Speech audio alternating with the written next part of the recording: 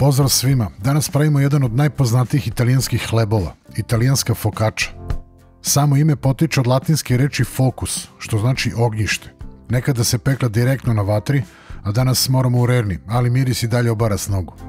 Krećemo sa sovim sastojcima i u jednu posudu sipamo 300 g brašna. Dodajemo kesicu suvog kvasca i četvrtinu kašičice soli. Sve to mešamo dok su još suvi sastojci jer nam je na ovaj način lakše. Na kraju mešanja pravimo udubljenje na sredini jer ćemo tu sipati 2,5 decilitra tople vode. Mešamo varijačom, bit će lepljivo, ali takvo je ovo testo. Nemojte to da vas brine.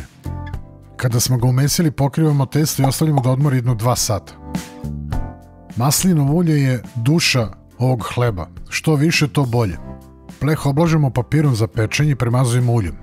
Ako vas mrzi da merite i seckate i savijate ćoškove, i ovaj način na koji možete da stavite papir. Zgužvate ga, pa ćete lakše da ga stavite u pleh. Dok pripremamo ovaj hleb, zamolit ću vas da zapratite kanal Dobri recepti. Verujem da ćete naći još neki dobar recept koji će vam se dopasti.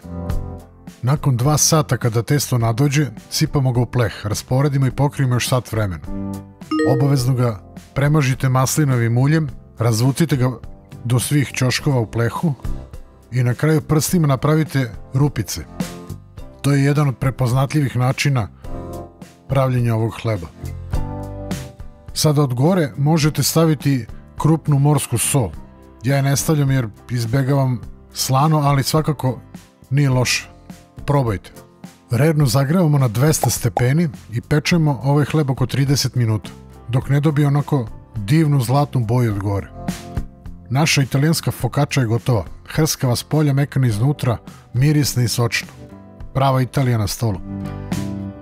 Italijani znaju da izjave: dok imamo maslinovog ulja i hleba, nećemo biti gladni. Ako vam se dopao ovaj recept, obavezno lajkujte video i zapratite kanal. Biće još dobrih recepata. Hvala vam na podršci i pozdrav do narednog recepta.